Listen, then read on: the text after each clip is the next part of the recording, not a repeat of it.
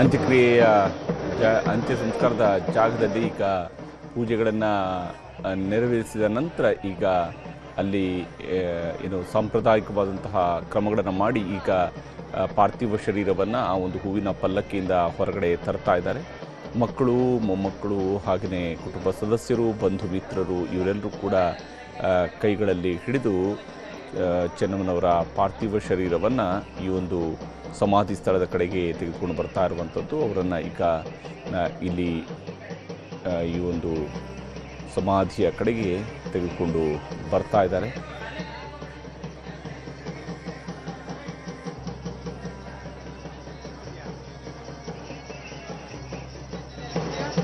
ಮೊಮ್ಮಕ್ಕಳಿದ್ದಾರೆ, ಮಕ್ಕಳು ಜೊತೆಗಿದ್ದಾರೆ, ಹಾಗೆಯೇ ನೆಂಟರಿಷ್ಟರು ಕೂಡ ಜೊತೆಗೆ ಇರುವಂಥದ್ದು. ಈಗ ಎಲ್ಲರೂ ಜೊತೆಯಾಗಿ ಚೆನ್ನಮ್ಮನವರ ಪಾರ್ಥಿವ ಶರೀರವನ್ನು ಈಗ ಆ ಒಂದು ಸಮಾಧಿಯ ಜಾಗಕ್ಕೆ ತೆಗೆದುಕೊಂಡು ಬರ್ತಾ ಇರುವಂತಹದ್ದು.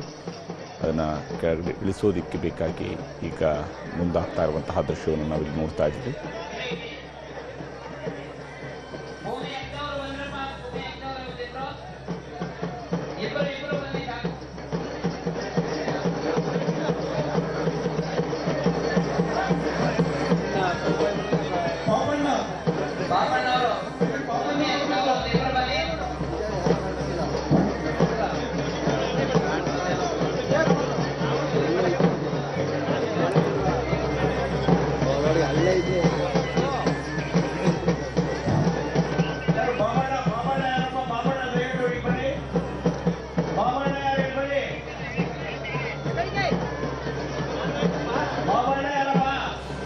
ತಮಟೆ ವಾದ್ಯಗಳ ನಡುವೆ ಸಾಂಪ್ರದಾಯಿಕವಾಗಿ ಚೆನ್ನಮ್ಮ ಅವರನ್ನು ಕಳಿಸಿಕೊಡುವಂತಹ ಪ್ರಕ್ರಿಯೆ ಇದು.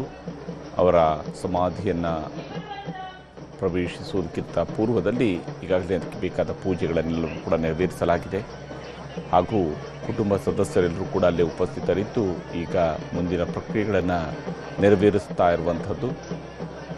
ಎಲ್ಲರೂ ಹೆಗಲ ಮೇಲೆ ಚೆನ್ನಮ್ಮನವರ ಪಾರ್ಥಿವ ಶರೀರವನ್ನು ಹಿಡಿದು ಈಗ ಆ ಸಮಾಧಿಯ ಒಳಗೆ ಪಾರ್ಥಿವ ಶರೀರವನ್ನು ಇಳಿಸ್ತಾ ಇದ್ದಾರೆ. ಹಾಗೆ ಚಿರನಿತ್ಯಗೆ ಜಾರಿರುವಂತಹ ಚೆನ್ನಮ್ಮನವರು ಪ್ರಕೃತಿಯ ಮಡಿಲಲ್ಲಿ ರಂಗನಾಥ ಸ್ವಾಮಿಯ ಸನ್ನಿಧಿಯ ಸಮೀಪದಲ್ಲಿ ಭೂಮಿ ತಾಯಿಯ ಮಡಿಲಲ್ಲಿ ಇಹಲೋಕದ ಯಾತ್ರೆಯನ್ನು ಮುಗಿಸಿ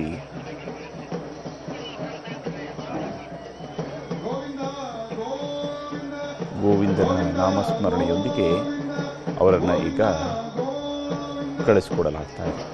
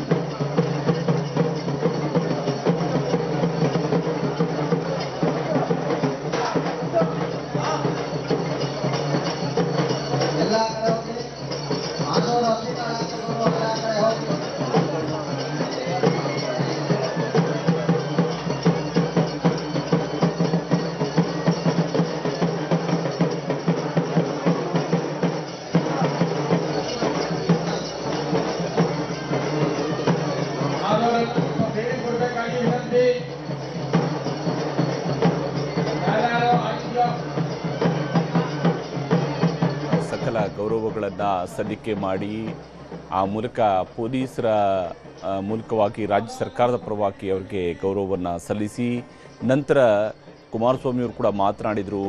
ಈ ಒಂದು ಕಾರ್ಯದಲ್ಲಿ ಪ್ರತಿಯೊಬ್ಬರು ಕೂಡ ಯಾರೆಲ್ಲ ಭಾಗಿಯಾಗಿದ್ದಾರೆ ಅವರೆಲ್ಲರಿಗೂ ಕೂಡ ಧನ್ಯವಾದವನ್ನು ಅರ್ಪಿಸಿದರು. ಜೊತೆಗೆ ಸರ್ಕಾರಕ್ಕೂ ಕೂಡ ಅಷ್ಟೇ ಈ ಒಂದು ಸಕಲ ಸರ್ಕಾರಿ ಗೌರವಗಳೊಂದಿಗೆ ಅವರ ಅಂತ್ಯಕ್ರಿಯೆಗೆ ಅಂತ್ಯ ಸಂಸ್ಕಾರಕ್ಕೆ ಮಾಡಿರುವಂತಹ ವ್ಯವಸ್ಥೆಯ ಬಗ್ಗೆ ಅವರು ನೆನಪು ಮಾಡಿಕೊಂಡ್ರು. ಅದಾದಮೇಲೆ ದೇವೇಗೌಡರು ಕೂಡ ಮಾತನಾಡಿದರು. ದೇವೇಗೌಡರು ಮಾತನಾಡ್ತಾ ಭಾವುಕರಾದರು. ಯಾವ ಸ್ವರೂಪದಲ್ಲಿ